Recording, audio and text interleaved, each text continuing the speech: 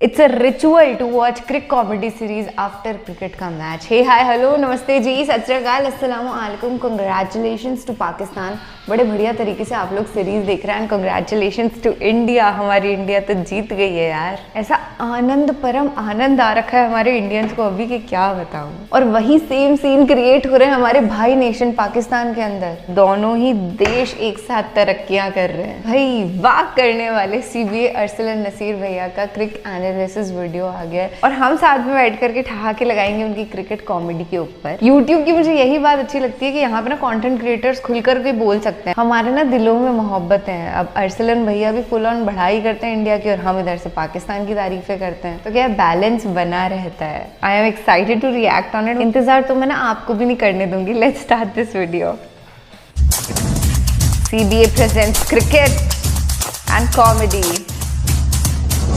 तो तुम लोगों को क्या लगा मुझे जो है वो मैच का पता नहीं चलेगा. मैं रोड के ऊपर मैं सफर कर रहा हूँ तो यार देखो वैसे मैं जब से पाकिस्तान से बाहर निकला हूँ ना, जब से इधर फिर रहा हूँ तो पाकिस्तान की टीम के ऊपर बरकतें नाज़िल होना शुरू हुई. मुझे लग रहा है कि जो सारी नहुसी थी वो मेरी वजह से ही फैली थी.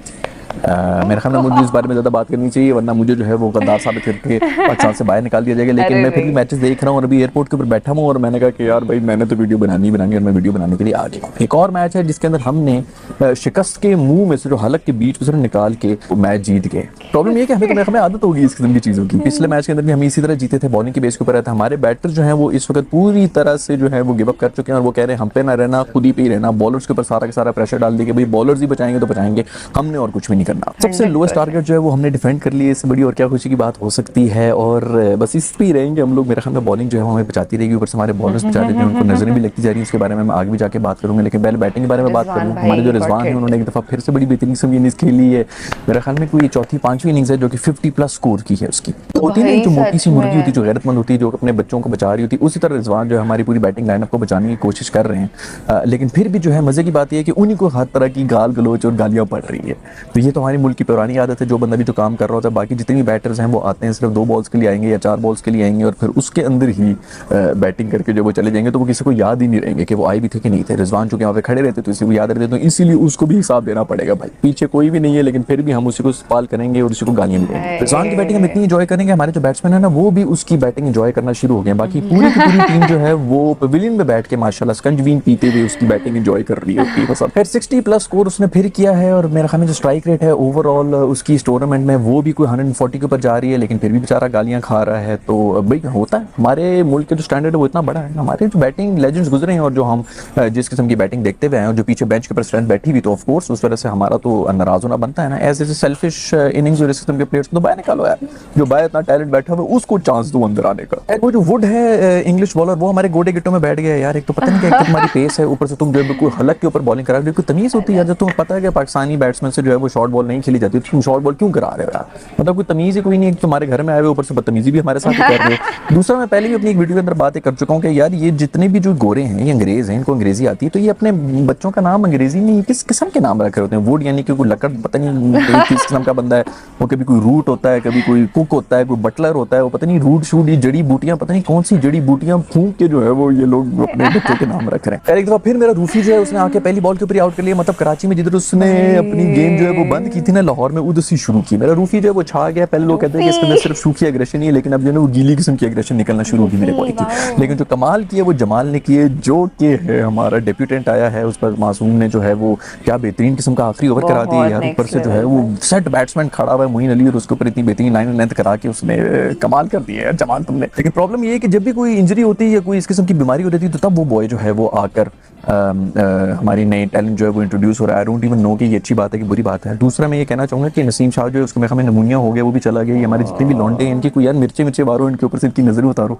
क्योंकि ये बॉय जो हैं इनको तो ना सिर्फ लड़कियों की बल्कि लड़कों की भी नजर लग रही होती है. लेकिन फिर भी ये अच्छी बात है कि एक अच्छी फाइंड आ चुकी है. दूसरा, जमाल के बारे में लोग ये कह रहे हैं कि इसका डोमेस्टिक में कोई भी स्टैट्स नहीं है. तो यार ठीक है, अगर आप में टैलेंट है, अगर आप में वो फ्लेयर है, तो अगर आप वो स्पॉट हो रहे तो इनको फॉरेन इंटरनेशनल मैचेस के अंदर डालो ताकि वो मैच प्रेजेंस और वो जो प्रेशर हैंडल करने की जो सिचुएशन होती है ना, जो स्ट्रेंथ होती है, वो अगर किसी बॉलर के अंदर है या बैट्समैन के अंदर है तो वो ज़्यादा इंपॉर्टेंट है बनस्बत स्टैट्स के. वैसे भी स्टैट्स जो है वो बड़े मिसलीडिंग हो जाते हैं कभी कभी जो 150 रन की इनिंग्स होती है उससे बेहतर 40 रन की इनिंग्स होती है, क्योंकि मैच सिचुएशन इस किस्म की बनी होती है, कंडीशंस इस किस्म की होती है. तो स्टैट्स जो है वो अक्सर औकात मिसलीडिंग हो जाते हैं. मैं जो भी अच्छा प्लेयर है उसको इस तरह स्पॉट करके तो वो चांस देना चाहिए। हमारे बहुत बड़े बड़े लेजेंड्स गुजरे हैं, वसीम बकार जो हैं, उनकी भी डोमेस्टिक में कोई इस किस्म के इतने स्टैट्स वगैरह नहीं थे, लेकिन सीधा आके इंटरनेशनल लेवल के ऊपर उन्होंने अपना लोहा मनवाया। खैर जो भी हो यार, तुम लोग सब पहले तो मुझे ये बताओ ना कि जो सबसे सरप्राइज विकेट ली ना, वो तो मेरे दोस्त इफ्ती ने ली है। उसके बारे में तुम लोग उसको एज शेम करते रहते हो, उसके बारे में बुरी बुरी बातें करते रहते हो, तो उसने सबके मुंह के ऊपर जूता मार दिया और बता दिया कि उसका जो है कितना, मुझे पूरी यकीन है कि ऑस्ट्रेलिया में जाके नहीं हमारा सबसे बेहतरीन इसका प्लेयर होगा, क्योंकि बेहतरीन बॉलिंग भी करा लेता है और बैटिंग में भी जो है वहां पर जाके लंबे लंबे छक्के मारेगा, क्योंकि वहां पर बाउंड्री इतनी बड़ी है, तुम लोग छोटी बाउंड्री की नहीं रहे इधर पाकिस्तान के अंदर जिसके अंदर छक्के नहीं लग रहे,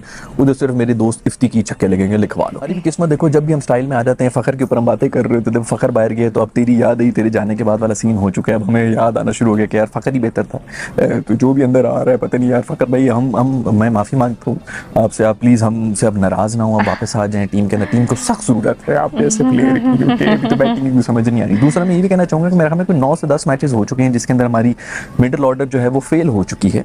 आगे एक छोटा मोटा सा ही टूर्नामेंट आ रहा है जिसको वर्ल्ड कप कहते हैं, तो ये जो हमारी जितनी भी जो मैनेजमेंट है ये कब इसके ऊपर एक्शन लेने की कोशिश करेंगे, क्योंकि मिडिल ऑर्डर तो नहीं चल रहा। मेरे ख्याल में ये जो ईगो की वॉर्स चल रही हैं, शोएब मलिक है, जिससे भी माफी मांगनी यार मांग लो, मैं मांग लेता हूँ माफी यार, कम से कम उनको वापस टीम के अंदर ले आओ ताकि हमारा कुछ गुजारा हो जाए, क्योंकि अभी तो कोई गुजारा हो ही नहीं रहा मेरे दोस्त। खैर पिछली वीडियो के अंदर ये बात करते हैं, वो दीप्ति शर्मा ने जो वो रन आउट कर दिया था पिछले मैच के अंदर और इंडिया मैच जीत गया था, उसी का जो बदला है वो इंग्लिश प्लेयर्स ने ले लिया है, और वो कुछ इस किस्म का लिया है कि उन्होंने रन आउट जो है वो कर सकते थे लेकिन नहीं किया। यार वैसे गोरे जो है बड़े तेज। यार ये जो डिबेट हो रही है, मैं तो वही बता रहा हूँ, पिछले वीडियो के अंदर भी यही कह रहा था कि यार अगर ये इलीगल चीज है, अगर ये स्पिरिट के खिलाफ है, तो उसको लीगल क्यों रखा हुआ है? इसको सिंपल सिंपल जो है इलीगल कर दो, ताकि जो है कोई मसला ही ना हो कि उसके ऊपर बॉलर बेचारे के ऊपर जो है वो मॉरल ऑब्लिगेशंस लगाई हुई होती हैं कि तुमने कर सकते हो लेकिन तुम नहीं करोगे, जो है ना जी वो चस्के लेने वाली बात है। कि वही बात है कि भूखा आदमी जो उसके मुंह के सामने आप जो है चिकन घुसा रहे हैं और कह रहे हैं कि तू खाएगा भी नहीं, मैं तूने रेजिस्ट भी करना है इस चीज को, तो यार इम्तिहानों से बाहर निकालें यार, सीधे सीधे रूल बना दें, अगर नहीं पसंद आ रहा तो उसको इलीगल कर लेंगे। चलो जो भी हो,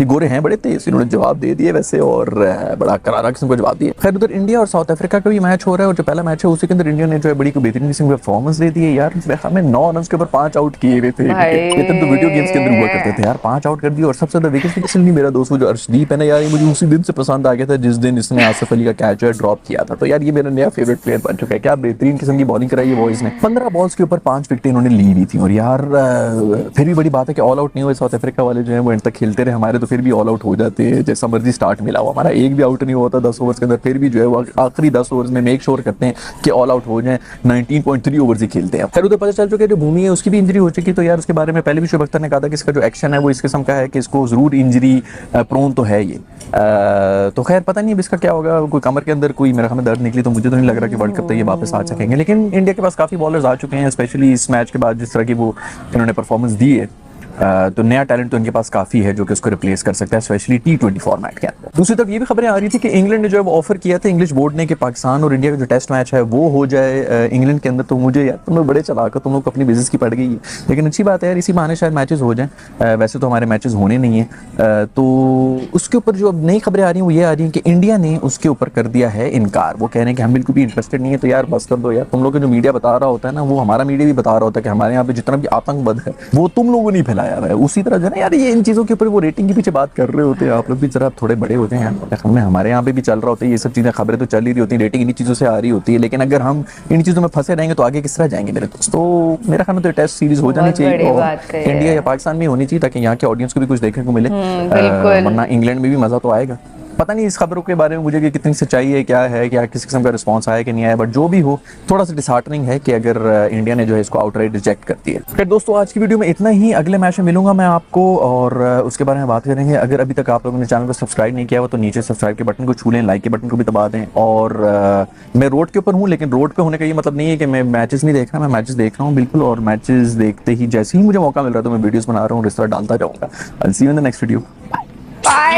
I've mentioned his channel का link in the description. Please go and subscribe him. बहुत ही प्यारा बंदा है यार, मुझे बहुत पसंद है ये। मतलब क्रिकेट को लिटरली इतने फनी अंदाज के अंदर ये लेकर के आते हैं हमारे सामने कि बात बात पे हंसी आ रही होती है। इस नजरिए से मैंने क्रिकेट को पहले कभी देखा नहीं था। कुछ महीने से मैं इनका कंटेंट देख रही हूँ और मैं खुद उसी इंसान के अंदर तब्दील होती जा रही हूँ जो क्रिकेट को एक फन के नजरिए से बहुत ज्यादा देखने लगी है। वो राइवलरी मेरे दिमाग में तो पूरी खत्म हो चुकी है इंडिया पाकिस्तान वाली, क्योंकि पाकिस्तान पाकिस्तान जीत रहा होता है मैं खुश हो रही होती हूँ। इंडिया वर्सेस पाकिस्तान में नहीं, बाकी सारे मैचेस में। नया निकनेम पता चला है हारिस रऊफ साहब का, रूफी। वाओ यार। रिजवान भाई साहब को तो मैं रिजी भाई, रिजू भाई बोलती हूँ। उनकी वैसे भी इस्लाम की तालीम बहुत स्ट्रॉन्ग है और वो रिलीजियस इंसान है, तो मुझे जाहिर सी बातें पसंद आ ही जाते हैं। अभी हारिस रऊफ भाई साहब को भी मैं हारिस नहीं बोलने वाली, ही इज अ रूफी भाई फॉर मी नाउ।